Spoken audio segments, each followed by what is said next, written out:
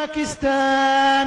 اللهم وفق إخواننا في باكستان.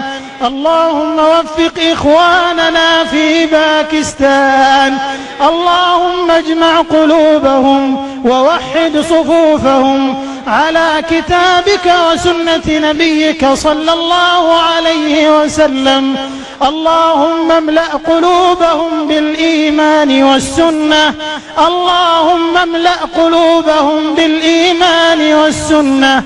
اللهم اجعلهم إخوة متحابين متآلفين على الخير متعاونين. اللهم ارزقنا وإياهم أمنا وإيمانا وسعادة واطمئنانا يا ذا الجلال والإكرام. اللهم احقن دماء المسلمين.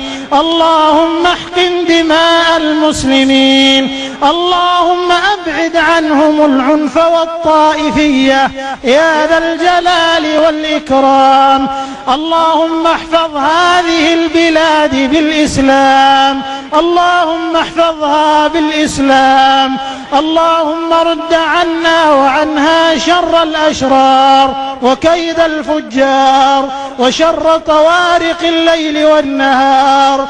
اللهم احفظها من حقد الحاقدين وحسد الحاسدين وعدوان المعتدين يا رب العالمين يا ذا الجلال والإكرام. ربنا آتنا في الدنيا حسنة وفي الآخرة حسنة وقنا عذاب النار. ربنا تقبل منا إنك أنت السميع العليم وتب علينا إنك أنت التواب الرحيم. واغفر لنا ولوالدينا ولجميع المسلمين الأحياء منهم والميتين. ربنا آتنا في الدنيا حسنة وفي الآخرة حسنة وقنا عذاب النار. ربنا تقبل منا إنك أنت السميع العليم وتب علينا إنك أنت التواب الرحيم. واغفر لنا ولوالدينا ولجميع المسلمين الأحياء منهم والميتين برحمتك يا أرحم الراحمين.